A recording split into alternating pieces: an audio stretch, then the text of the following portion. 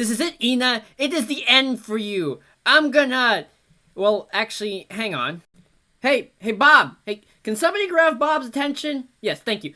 Bob, quick question, I forgot. Did we agree that the calamari joke was just a little too dark? Yeah, okay, that's what I thought. So what did we agree that we would do instead? Wait, you're serious? How is tic-tac-toe an insult? Okay, so for once, I'm not too overwhelmingly concerned that this VTuber will come after me, since if you look at her HoloLive page, you'll see that her purpose in life is simply to give sanity checks, and frankly, let's be honest here, I could probably use one. But her fandom is a bit of a different story. Her fandom, known as tacos for some reason, apparently can get somewhat defensive. So, before a large group of Mexican dishes come to attack me, let's see if I can finish this video.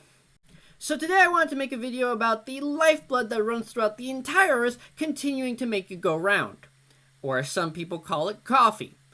Now, don't cancel me for this, but I actually personally don't like coffee. I know, I can hear the hate comments now, but I'm sorry. I'll have tea with you. I'll have tea. Tea sounds great, but I really don't like coffee. Regardless, because of its popularity, it's inevitable that just a slew of rumors will surround the thing. Most of which, unfortunately, are not true. Now, I'm going to start by showing you that everything you know is a lie, and you cannot trust any packaging, no matter how trustworthy it looks. Now, obviously I'm exaggerating for comedic effect, but I am going to shatter one of the most long-held beliefs about coffee. Decaf is not caffeine-free. Now, in hindsight, admittedly, I probably should have figured this out without researching, given that it says decaf and not, something like no calf. But, despite many people's belief, decaf does still contain caffeine. Now, don't get me wrong, it contains a lot less caffeine than its regular coffee counterpart. In fact, the research I've done says that on average, decaf contains 97% less caffeine than a standard cup of coffee, but it does still contain caffeine. Most people believe it's completely caffeine-free. Okay, so as I allow you to collect yourselves after that earth-shattering revelation that I'm sure has shaken you to the bone, I'm going to move on to something a little less drastic. Coffee does not dehydrate you, at least not how most people think. Most people, from my understanding, seem to think that if you drink enough coffee, eventually it'll just kind of suck the water out of you. This is not how that works. Now, what it might do is it might make you pee a little bit more. The drasticness of the side effect will change from person to person, but that's about most of what it's going to do. Now, it is also true that if you continue to drink coffee and don't touch any other drink, then yeah, there's a good chance you will eventually become dehydrated. But that has more to do with the fact that you're not drinking just straight up water versus the fact that you're specifically drinking coffee. And now for my favorite one. Coffee stunts your growth. That's right, despite being what's probably the most widely held belief out of any of the myths in this video, it is simply not true. There have been multiple studies, and I mean study after study after study, showing that there is no correlation between stunt growth and kids drinking coffee. But this did get me thinking. How did this myth become so popular? Why do so many people believe it? Unfortunately, I couldn't really stumble upon any articles factually stating where this myth came from or why it's so widespread. But I do have a theory. I believe that adults don't know how to share. And instead of learning how to share, they just decided to scare their kids, telling them that if they were ever to drink of this holy substance, that they would never grow. Shame on you, adults. Shame on you. Now, before I end the video, I thought it'd be important to go over some of the things that coffee actually can do to your body.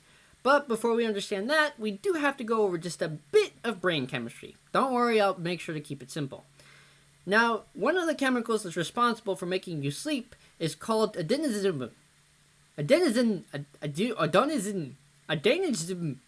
This one. It is this chemical that's one of the ones that is responsible for making you sleep.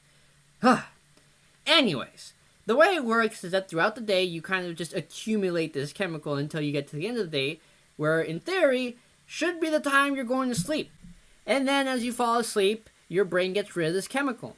Now, theoretically, this process should have you going to bed and waking up at regular intervals and giving you enough sleep to operate at a high capacity. Unfortunately, as I'm sure many of us already know, this often does not work out. The other thing that's important to realize about this chemical is that your brain has these things called receptors. And for the chemical to actually have an effect on your brain, it connects to these receptors, and then that causes the chemical effect that makes you sleepy. The effect that coffee has on your brain is that it takes the place of this chemical in these receptors, because structurally speaking, it looks really similar to this other sleepy chemical. So when you drink coffee, it takes its place, and because coffee, or caffeine specifically, doesn't have the same sleepy time effect, it keeps you from falling asleep. Now, the reason this is important to know is that your brain, it does not like this. It refuses to accept this most of the time, so it decides to fight back. And what it does is it creates more receptors, which means that you need more caffeine to fill those receptors. And then your brain is like, I'm not having any of it. So it makes even more receptors.